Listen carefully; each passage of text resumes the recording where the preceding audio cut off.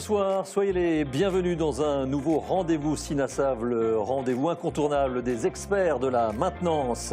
Alors que le coût des énergies, toutes les énergies, que ce soit le bois, le fioul, l'électricité, le gaz, augmente, eh bien ce soir nous allons traiter un sujet d'actualité, sujet brûlant, celui de la sobriété énergétique, sobriété à laquelle le gouvernement nous incite, nous invite à travers un plan de 15 mesures présentées début octobre et qui peut se résumer par la campagne de communication à laquelle vous n'avez sans doute pas échappé. Je baisse, j'éteins, je décale. Dans ce plan qui concerne aussi bien les entreprises, les collectivités que les particuliers, la maintenance prend sa part. Et justement, c'est ce que nous allons voir avec 4 invités. Le premier d'entre eux, Lilian René. Bonsoir. Bonsoir Jérôme. Vous êtes le co-gérant de Servigaz. À vos côtés, François Frisquet. Bonsoir. Bonsoir Jérôme. Le président de l'entreprise éponyme Frisquet. En face, Laurent Clodon. Bonsoir Laurent. Bonsoir Jérôme. Vous êtes le responsable grand compte Résidéo. Et puis à côté, Cyril Radici. Bonsoir Cyril. Bonsoir Jérôme. Le directeur général du Sinasav. Et je vous salue, vous toutes et tous qui êtes rassemblés sur la chaîne YouTube du Sinasav, chaîne avec laquelle, grâce au fil de discussion, vous pouvez nous envoyer vos questions tout au long de cette émission. Je les prendrai régulièrement. Avant d'aller un petit peu plus loin, faisons connaissance avec nos invités. Lilian René, donc Servigaz, vous êtes le co-gérant avec 2 associés. Que faites-vous ?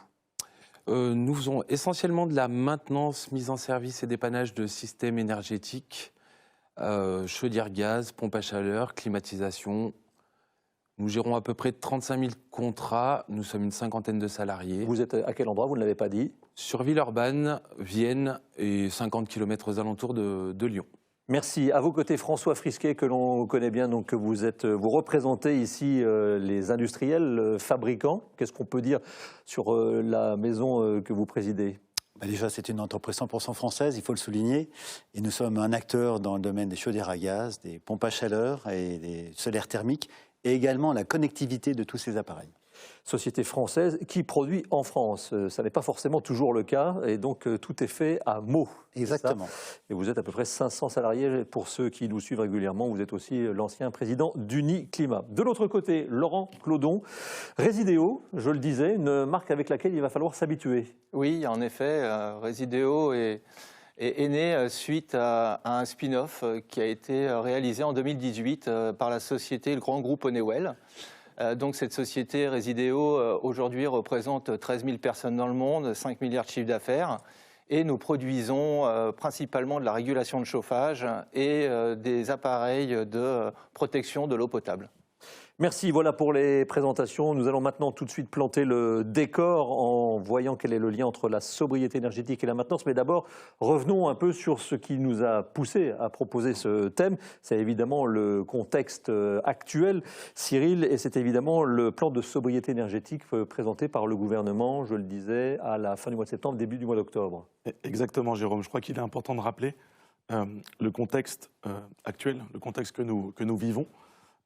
Notamment avec le risque de pénurie énergétique, qui est un peu à l'issue de ces messages sur la sobriété énergétique. On a des centrales nucléaires qui sont à l'arrêt, on a un contexte géopolitique que tout le monde connaît et qui finalement joue sur un contexte de pénurie. Et puis on a cette demande croissante des énergies, des nouveaux États, enfin, voilà, je ne vais pas dire des nouveaux États, mais d'États qui sont de plus en plus demandeurs d'énergie. Et puis il y a la nécessité finalement d'économiser l'énergie qui devient de moins en moins abondante et donc plus chère. Je ne vous apprends rien, c'est la courbe de l'offre et la demande. Moins on a d'offres et plus on a de demandes, plus les prix s'envolent.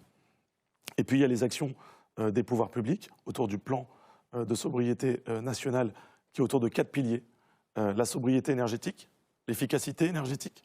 Il y avait aussi cette idée d'accélérer le développement des énergies renouvelables, et puis de relancer cette filière nucléaire française. Bon là, je vous rassure, côté Sinasav, on ne va pas pouvoir y faire grand-chose. Néanmoins, on voit que ce sujet, nous, côté Sinasav, avec mon président Roland Bouquet et les administrateurs, on décide de s'en emparer, parce qu'on n'a pas attendu le plan de sobriété nationale, finalement, pour être un acteur de la sobriété. Aujourd'hui, nos 16 000 techniciens sur tout le territoire national, ils agissent auprès des clients. Alors, sur plusieurs volets, ils les conseillent, ils les accompagnent, finalement, ils aident le client, l'utilisateur, à mieux utiliser leurs équipements. Donc il y a eu quelques actions pour donner 2 grandes lignes essentiellement. Il y a faire entretenir les chaudières qui ne sont pas entretenues. Pourquoi ? Parce qu'on a réalisé il y a quelques temps au SINASAV un sondage qui montre qu'un peu plus de 20% aujourd'hui des gens ne font pas entretenir leurs équipements, ne font pas entretenir leurs chaudières. Et lorsque l'on met bout à bout toutes les économies que l'on peut générer avec un entretien, et on arrive avec des volumes importants. Vous le savez, c'est les chiffres de l'ADEME. Aujourd'hui, lorsqu'on fait entretenir sa chaudière, on économise de 8 à 12% d'énergie. Mis bout à bout, je vous laisse imaginer en tout cas la somme d'énergie, d'économie d'énergie que cela peut générer. Et bien évidemment, on a les éco-gestes auprès des occupants du logement pour derrière mieux utiliser l'équipement, mieux consommer et consommer juste. Merci Cyril Radici pour cette mise en perspective du plan national de sobriété énergétique auquel nous sommes tous confrontés. Je me tourne vers vous, Lilian René, puisque vous êtes, vous nous l'avez dit, donc mainteneur, technicien, expert. Et ancien technicien. Donc vous, pour vous, d'abord la sobriété énergétique, et vous n'allez pas aller à l'encontre évidemment de ce que vient de dire Cyril Radici, d'autant que si mes informations sont bonnes, vous faites partie du bureau du SINASAV. La sobriété, c'est la maintenance. Les deux sont liés. Comme le disait Cyril, il y a les chiffres de l'ADEME, mais c'est aussi de faire entretenir son appareil, limiter les pannes, les remplacements de pièces, et on va jouer vraiment sur la durée de vie de l'appareil.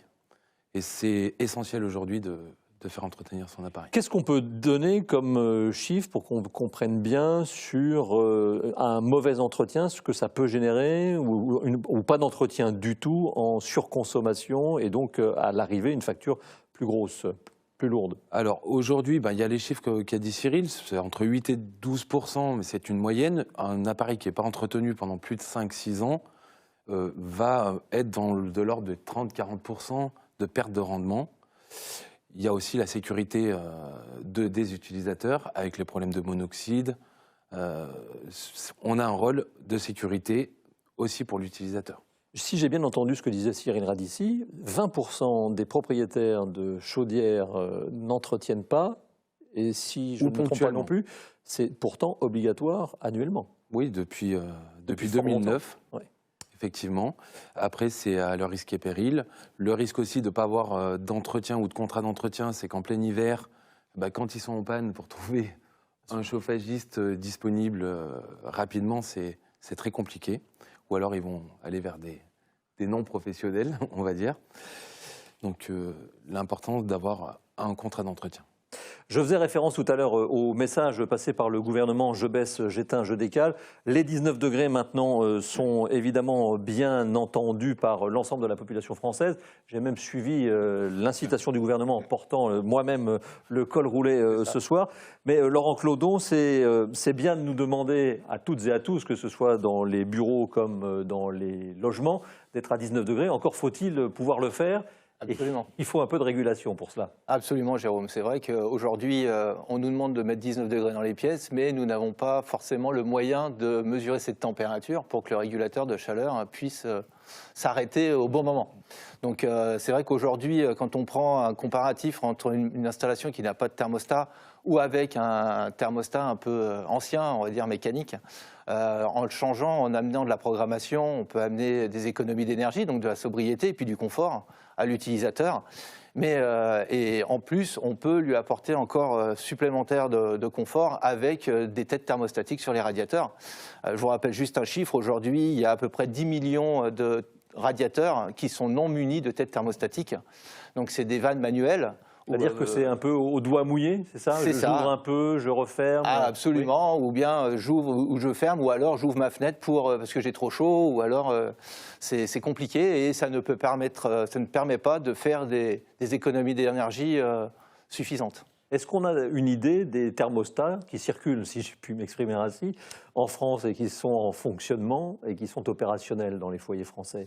Alors, disons qu'au niveau des chiffres, il n'y a pas de chiffres vraiment fixes sur le marché, mais ce qu'on sait, c'est que les thermostats ont été implantés plutôt après la première réglementation thermique, c'est-à-dire en 1974. Avant, il n'y avait rien. Ces thermostats, c'est plutôt des thermostats mécaniques. Le renouvellement aujourd'hui de ces thermostats ne sont pas forcément mis en thermostat électronique programmable.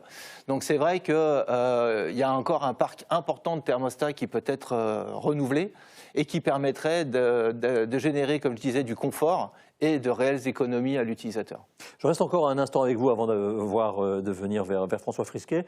Je me fais volontairement l'avocat du diable. Est-ce que le thermostat d'ambiance, Oui. c'est le Saint Graal, je le pose et tout fonctionne bien. Et j'ai mes 19 degrés. Alors, je dirais que c'est une première étape. C'est une première étape. On peut dire qu'effectivement, le thermostat d'ambiance va permettre d'optimiser la régulation du générateur de chaleur, hein, que ce soit une pompe à chaleur ou une chaudière. Par contre, on s'aperçoit qu'il y a des évolutions de produits qui nous permettraient d'optimiser encore davantage ce confort et ces économies. C'est ce qu'on appelle le zoning, c'est-à-dire de gérer l'installation de votre maison pièce par pièce.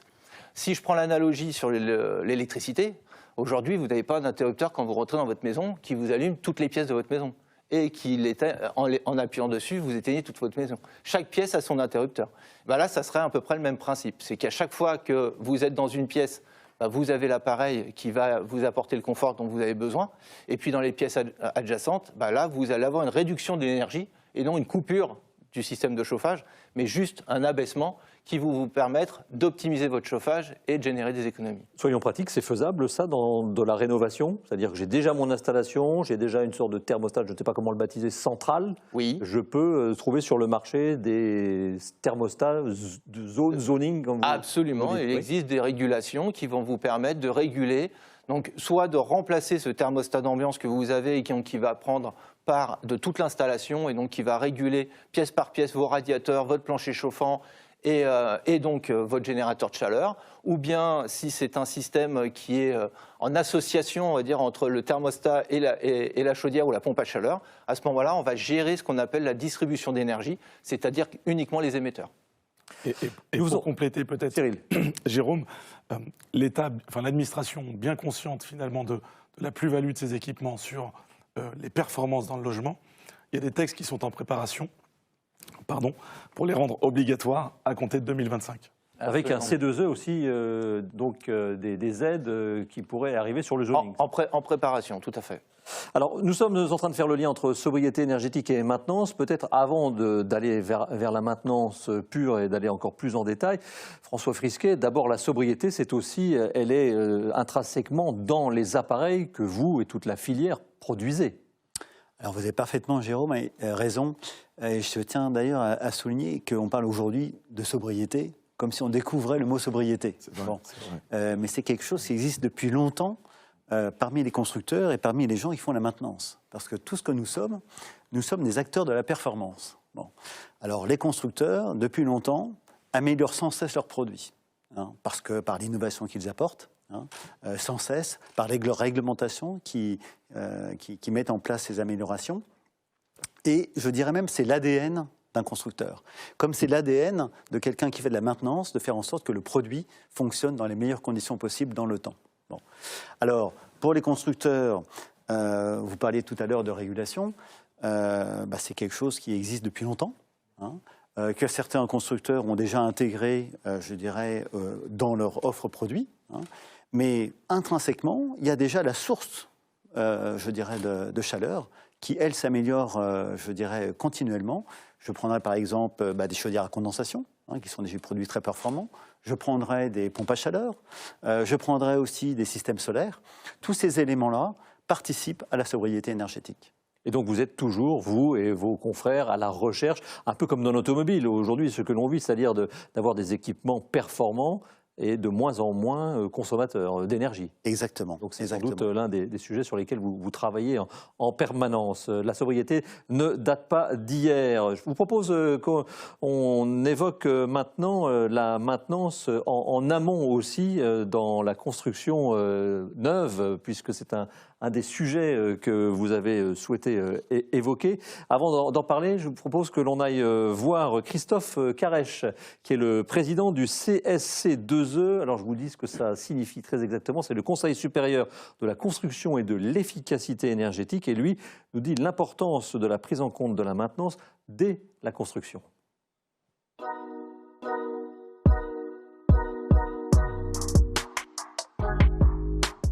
L'approche par la maintenance est un élément qui est de plus en plus intégré, soit au processus, disons, de construction lui-même, parce que tout le monde comprend bien que c'est un élément tout à fait central pour garantir la performance des bâtiments que l'on construit.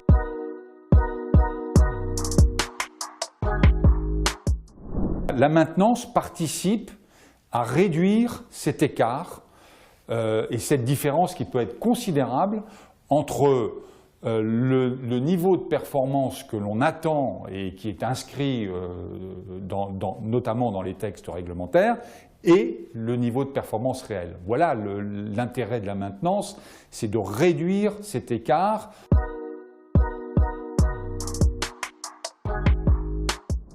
Là aussi où la maintenance est maintenant autour de la table, c'est au niveau de la réglementation. C'est-à-dire qu'on conçoit des réglementations justement dans l'objectif d'une meilleure efficacité énergétique, c'est-à-dire moins de consommation ou moins d'émissions carbone. Ça permet justement à la maintenance de donner son point de vue pour que les dispositifs soient le plus efficaces possible.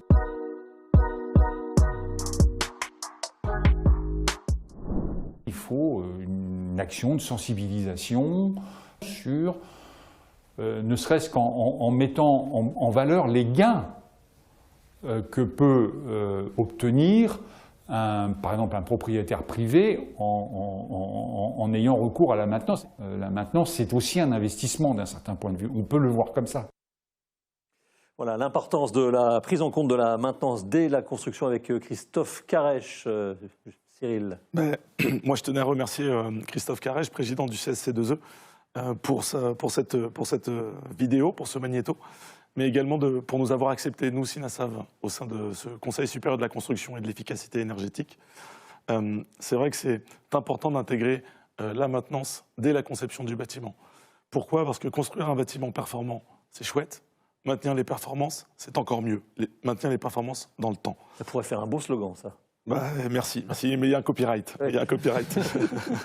Non, c'est important, pardonne-moi Jérôme, c'est important parce qu'aujourd'hui, il y a une action, nous, experts de la maintenance que nous sommes, de mettre en service les équipements et puis également de les entretenir dans le temps pour surveiller, maintenir la performance et la durabilité des équipements. Alors tout ça, c'est dans le meilleur des mondes, Cyril, mais je me tourne vers vous, Lilian. Exactement.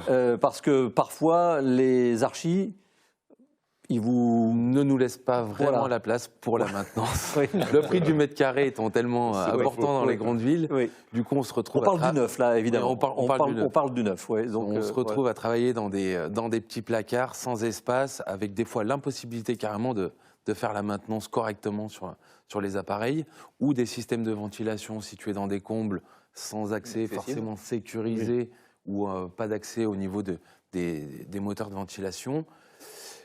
Et un manque aussi de régulation, dans le sens où aujourd'hui les gens... Y compris dans le neuf?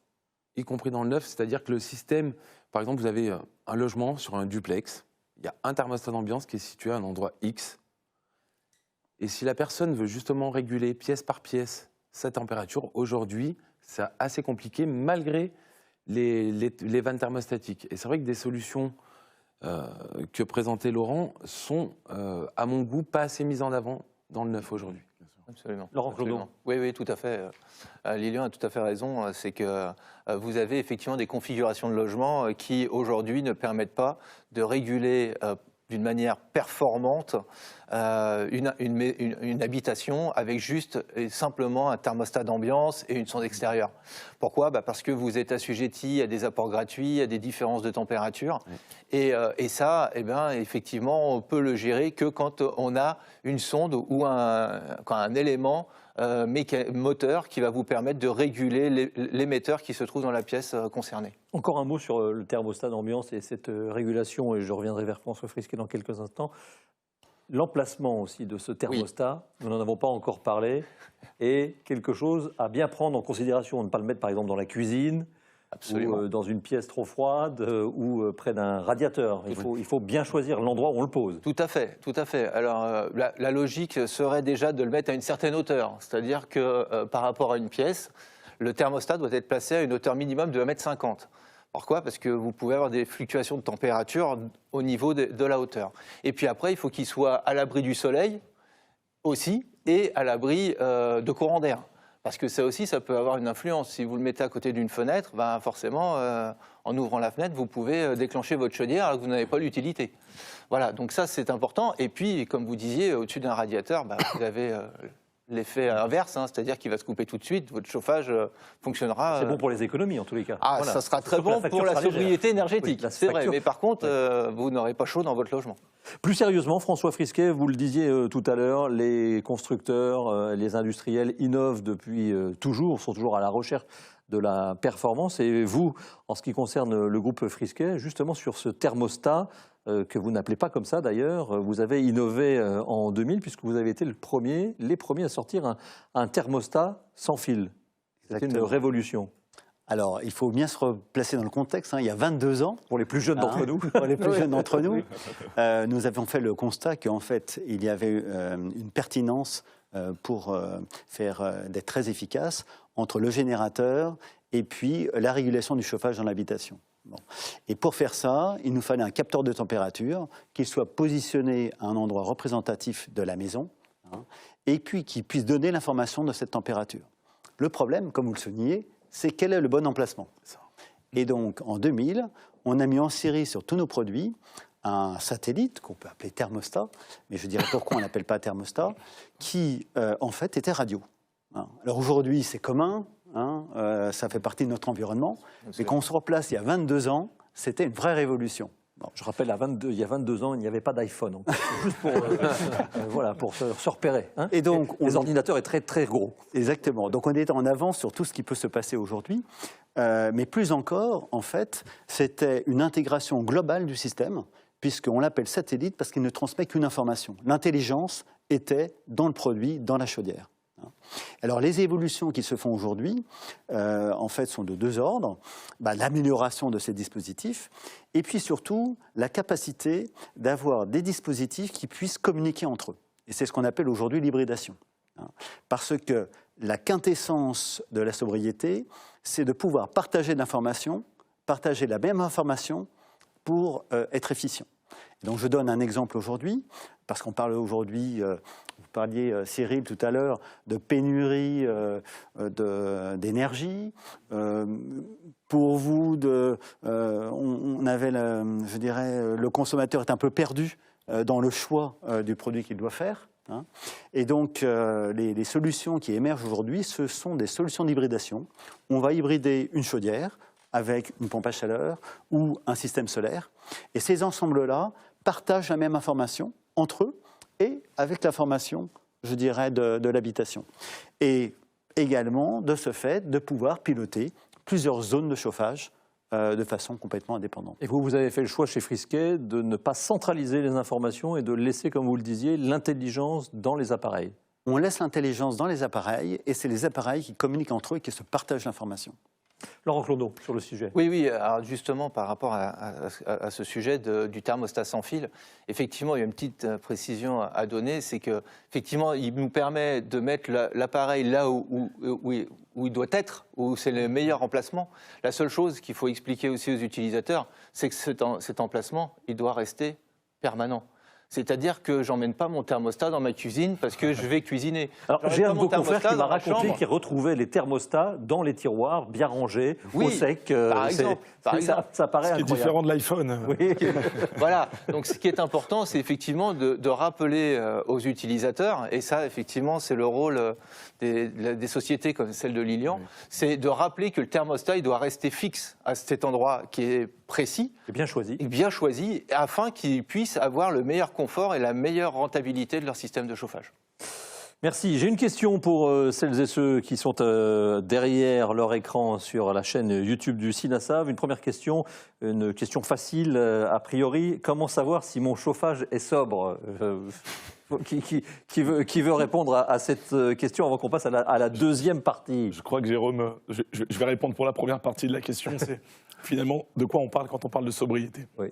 Est-ce qu'on parle de sobriété au niveau de la performance de l'équipement ou de la facture? Parce que Je pense que plutôt la question était sur le deuxième volet, oui. ouais, mais aujourd'hui, avec une envolée du prix des C'est énergies, difficile de comparer. c'est difficile de comparer. On Ce est qu'il faut comparer, et c'est là où le client doit être attentif, c'est de comparer sur sa consommation.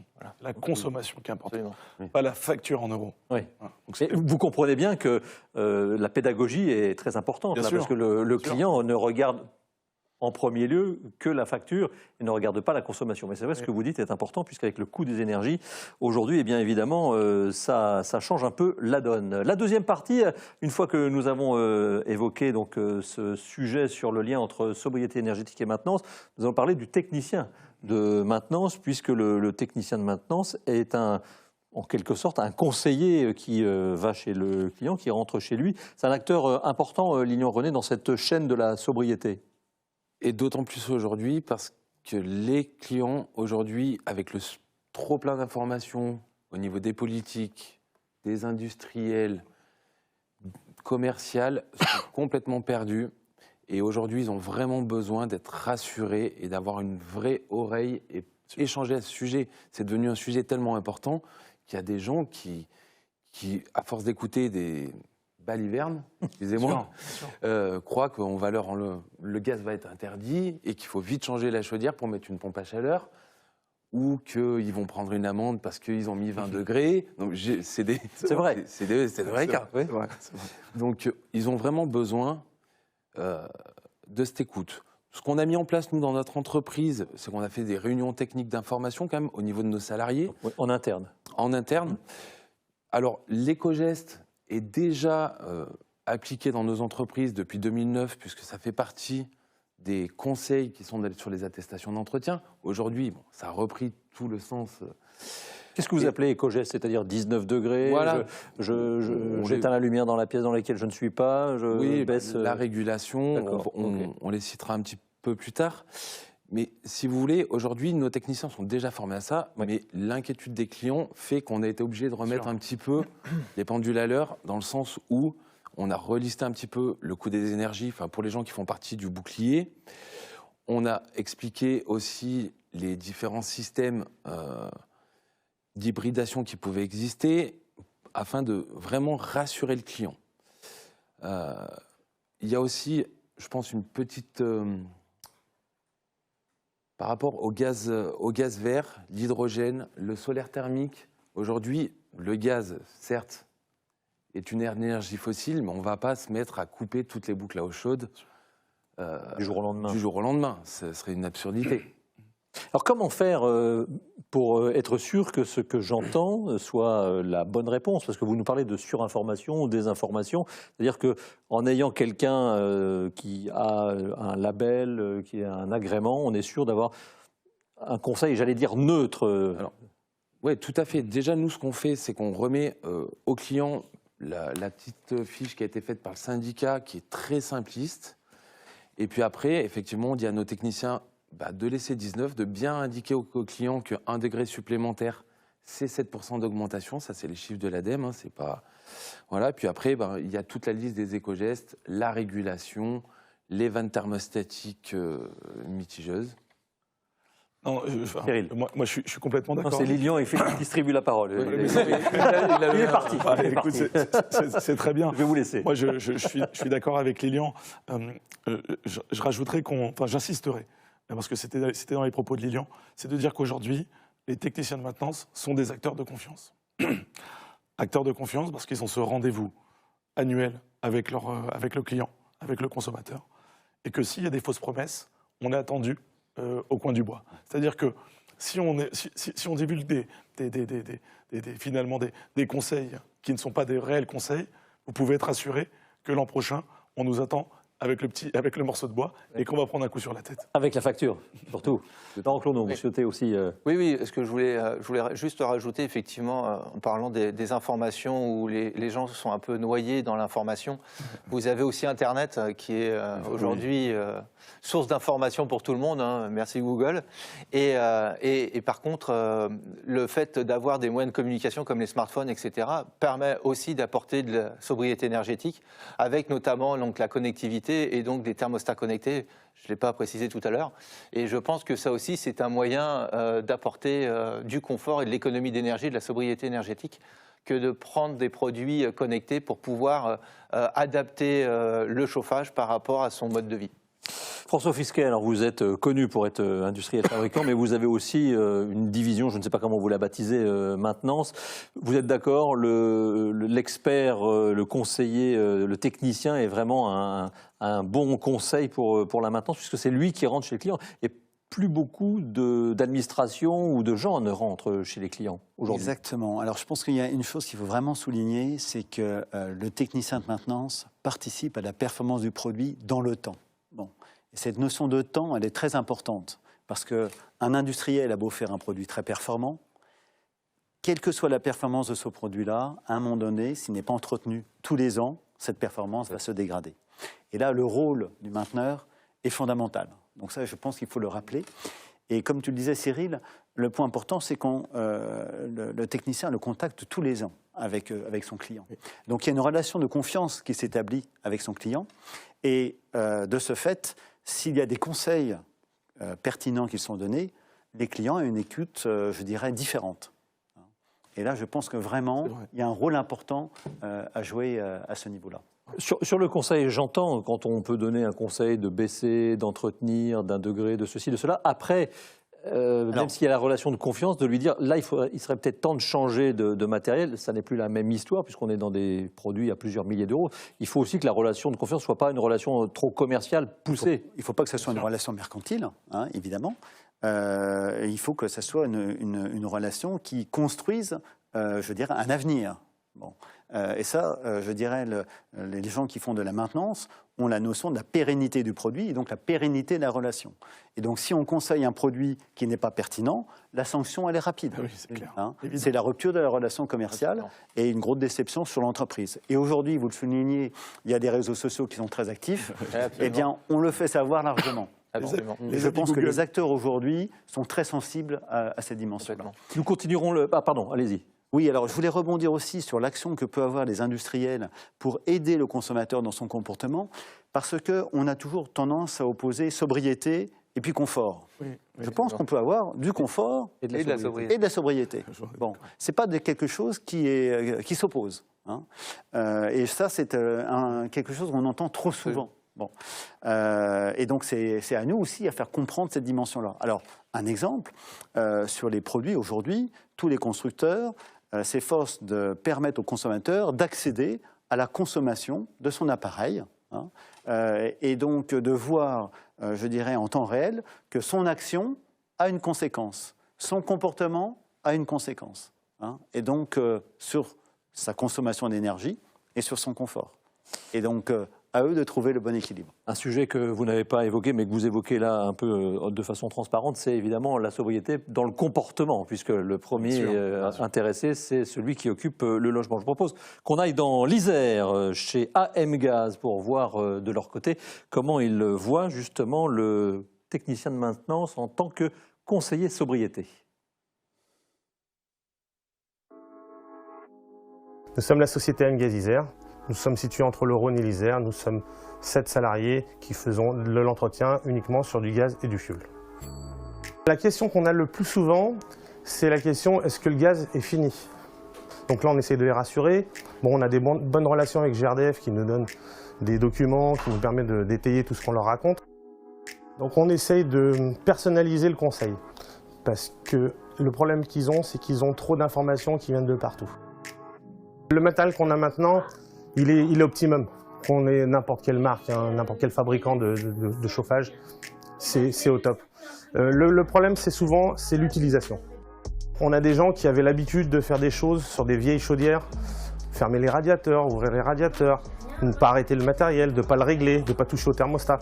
Là maintenant, on leur demande de plus toucher à ces radiateurs, de les laisser ouverts et de toucher au matériel qui est le thermostat la plupart du temps ou la régulation. Premier éco-geste, c'est d'entretenir son matériel. Un matériel qui tourne bien, bien entretenu, vous donnera tous les rendements qu'il faut. Le technicien de maintenance est le premier conseiller en sobriété. Il voit son client tous les ans. Ce que les clients attendent de nos techniciens, je pense, c'est toujours pareil, c'est du conseil. C'est qu'on leur éclaircisse un peu tout ce qu'ils entendent. Là, actuellement, c'est le prix de l'énergie. Demain, ça sera peut-être quel matériel il faut mettre à la place du gaz ou du fioul ou de la PAC, ou on aura peut-être d'autres énergies. Donc voilà, c'est ce que les clients attendent, du conseil. Voilà la société AM Gaz qui a en fait recentré les propos que nous avons tenus, que vous avez tous tenus. J'ai une question pour vous qui vient de celles et ceux qui nous suivent sur la chaîne YouTube du SINASAV. Je vais commencer par vous. C'est quoi? Alors c'est pas très bien écrit en français. Je dirais plutôt quels sont vos 3 conseils les plus efficaces pour réduire ma consommation? À part mettre tout à zéro. Dans un premier temps, une bonne régulation, Oui. un appareil performant et un réseau. Donc là, on va arriver sur une autre partie qui pour moi est très importante, c'est la partie des embouages. Donc ça a été la précédente émission. Ça a fait l'objet d'une émission, oui, Oui. tout à fait, une émission complète. Et aujourd'hui, quand on voit que 40% des installations sont embouées, là, on peut parler de chiffres aussi. Si on désemboue correctement son installation, sur une chaudière gaz, c'est 17% d'économie. Sur une pompe à chaleur, 27%. C'est énorme. Exactement. Et ça limite aussi les pannes, les casses de matériel. Et pour la longévité des appareils, c'est que mieux. En sachant que, pardon de vous couper, Lilian, 90% des pompes à chaleur, si on ne parle que des pompes à chaleur, sont posées en rénovation. Oui. Donc le système oui. existe déjà. Donc Oui. c'est vrai qu'il peut avoir un certain nombre d'années et que c'est bien de le désembouer au moment de poser la PAC. Non, non, d'ailleurs, C'est une partie de alors, ping-pong. ouais, c'est une partie de ping-pong entre Lilian et moi, mais on se connaît bien et c'est vrai qu'on se félicite nous aussi à ça parce qu'on a obtenu le C2E des embouages. C'est un dossier qui nous tenait à cœur et qui est parti d'un constat terrain que Lilian a évoqué sur le pourcentage d'installations embouées. Donc on se félicite de ça parce que les pouvoirs publics ont pris la mesure et c'est la première fois qu'on a un C2E finalement qui est tourné autour de la prestation de service et non pas sur le remplacement de l'équipement. Pourquoi? Parce qu'il y a une chose qui est importante aussi au SINASAV, c'est que certes nous sommes experts de la maintenance, mais nous sommes aussi acteurs de la décarbonation. Ça a été évoqué par mes amis autour du plateau sur la durabilité de l'équipement, d'avoir un bon réseau d'eau, ça en fait partie. Donc on se satisfait de ça. Et aujourd'hui, il y a 2 ans de ça, on ne parlait pas de désembouage. Vous voyez, le sujet de désembouage, personne ne connaissait. Et on a réussi à en faire un sujet qui est pourtant basique, comme la sobriété, qui est nécessaire pour maintenir les performances et faire durer les équipements. C'est aussi un sujet difficile puisque c'est un sujet qu'on ne voit pas. Donc Bien c'est sûr, difficile bien à sûr. appréhender pour le client. François Frisquet, si vous aviez 3 conseils à donner pour baisser la consommation, je ne sais plus quelle était exactement la question, mais les 3 conseils pour être plus sobre. Acheter Frisquet, acheter Frisquet, acheter... Alors, je dirais d'abord avoir un produit performant. Ça, c'est clair. Oui. On peut Donc aujourd'hui, Quel que quand on soit parle le de chaudière constructeur, à gaz, c'est condensation minimum. il faut une chaudière condensation, Voilà, hein, c'est clair. Et puis, effectivement, un appareil qui intègre la notion de régulation de l'habitation. Ça, c'est un fait. Et avoir le moyen de surveiller sa consommation. Voilà, parce que c'est, je dirais, l'élément essentiel. C'est plus gadget. C'est plus gadget, hein, mais ça participe, entre guillemets, à la maîtrise de sa consommation. Oui, mais on Hein, se et dit donc là, tiens, il y a une éducation, et tous les messages qu'on peut entendre, c'est une chose, mais son éducation personnelle, son comportement, adapter son comportement, c'est autre chose. Autre Et chacun a un comportement différent. Autre question posée, vers qui m'adresser pour les éco-gestes? J'ai vu que vous aviez sorti une petite fiche à laquelle faisait référence Lilian René. On peut trouver ça sur le site du syndicat, un peu partout. Sur le site du SINASAV, évidemment, nous on a pris le sujet en main, donc on a proposé des éco-gestes qui sont en rapport avec notre métier, mais pas que. Bon, après, il y a d'autres sites de l'administration aujourd'hui sur lequel on trouve ces éléments. Mais rendez-vous sur le site Sinasav. Évidemment. Troisième et dernière partie, nous avons parlé de la sobriété énergétique passe-t-elle par la maintenance, et maintenant nous allons prendre un peu de hauteur puisque vous nous avez expliqué comment être sobre quand on rentre dans le logement, qu'il soit neuf ou en rénovation. Mais que font les entreprises que vous gérez les uns les autres pour appliquer aussi ce plan gouvernemental de sobriété? Je le disais, il s'applique à tout le monde, même l'État se l'applique, donc tout le monde se l'applique. Comment faites-vous, Lilian René, par exemple, chez vous, chez Servigaz? Alors déjà, on essaie d'optimiser un maximum le déplacement des techniciens. On a mis deux choses en place. Parce que ça, c'est le point le plus consommateur dans le transport. Oui. Étant donné l'augmentation du prix du gazole ou de l'essence, oui, c'est devenu un budget très important pour nos sociétés. Donc on optimise énormément les tournées. Tous nos techniciens ont de la mobilité, donc ne sont plus obligés de passer régulièrement au bureau.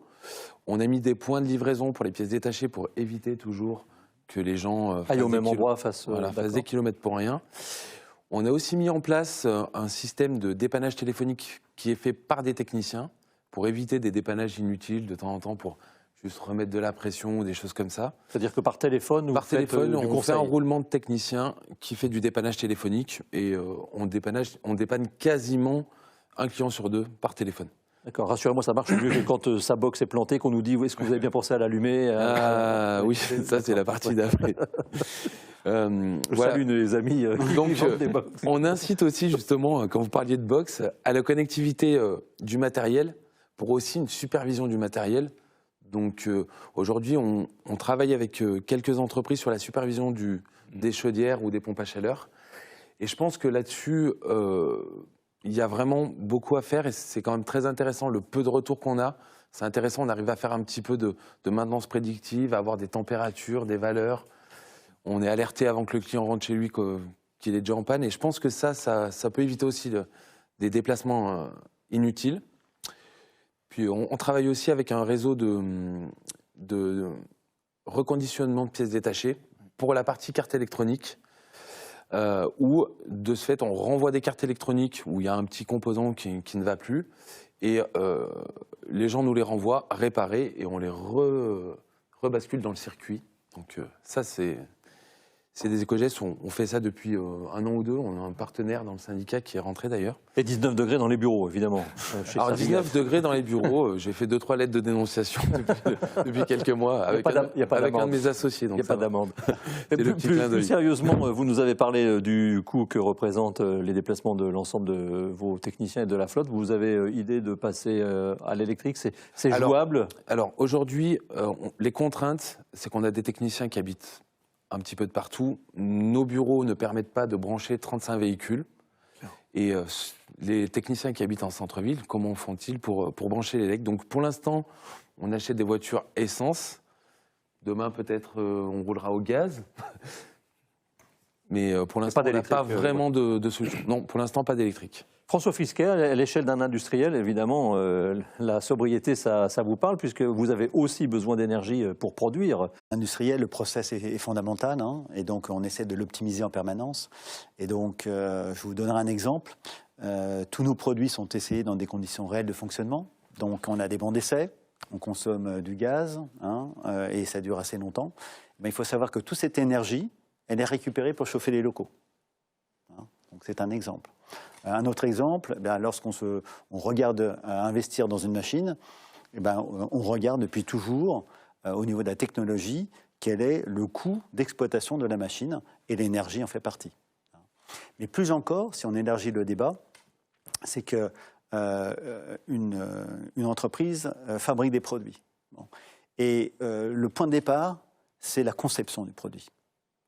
C'est-à-dire que si on arrive à concevoir un produit qui sera sobre en énergie. Qu'est-ce que ça veut dire sobre en énergie? C'est-à-dire qu'il sera recyclable. Et donc si on intègre cette donnée-là dès le départ, eh bien on intègre cette donnée-là sur tout le cycle de vie de produit. Donc par exemple, nos produits sont recyclables à 98%. C'est ce qu'on appelle les produits éco-conçus? Exactement. 90%? 98% du produit est recyclable en fin de vie. Et donc ça, c'est quelque chose de très important. Et alors cette démarche, c'est la conception, je vous ai parlé de la fabrication, mais une fabrication produit des déchets, et il faut savoir que tous nos déchets sont triés hein, et envoyés dans les filières de recyclage. Et parce que l'entreprise est une entreprise qui veut aller dans, je dirais, la décarbonation, hein, depuis toujours, et qui essaie de trouver les meilleures solutions. La sobriété, c'est aussi la durabilité des produits, leur pérennité. On est loin de l'obsolescence programmée comme dans un certain nombre de produits du numérique. Avec aussi chez vous, je crois, vous êtes les seuls en France, peut-être même en Europe, à proposer des pièces détachées sur combien d'années? Alors on propose les pièces détachées disponibles pendant 20 ans après la fin de fabrication en série d'un modèle. Donc ça veut dire que potentiellement, il y a des pièces détachées qui sont disponibles pendant 30 ans. Bon. Et on fait en sorte que les services après-vente remplacent le moins possible de pièces détachées en jouant justement sur la fiabilité du produit. Et donc on est là dans un système qui aujourd'hui est d'actualité, mais qui en fait, je dirais, est l'ADN de l'entreprise. Merci François Frisquet. Je vous propose que l'on voit la sobriété énergétique du point de vue de la société HomeServe Energy Service dans les activités de l'entreprise. Ils vont nous dire comment ils font au quotidien. HomeServe Energy Service, c'est un des spécialistes nationaux du génie climatique, donc pour installer, dépanner et maintenir les appareils de chauffage auprès de clients essentiellement particuliers. Chaque année, à travers nos 10 000 installations et nos plus de 70 000 clients, on va chez nos clients plus de 100 000 fois par an. Ça veut dire que nous-mêmes, il faut qu'on soit irréprochable dans l'organisation de ces visites. On est en train de travailler sur la mise en place d'un algorithme intelligent qui va nous permettre en live d'optimiser nos tournées en fonction de la localisation de nos techniciens et des clients chez lesquels nous devons aller pour qu'en permanence, on ait un réajustement du planning. Aujourd'hui, on a un projet de verdissement global de notre flotte. On essaie d'aller au-delà des obligations de la loi de mobilité. Et on sait également qu'avec les zones à faible émission, ce sera de plus en plus important pour nos métiers.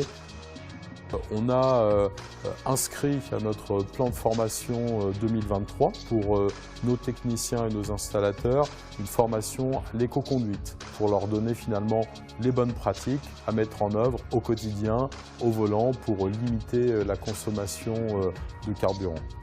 Il y a nos approvisionnements également.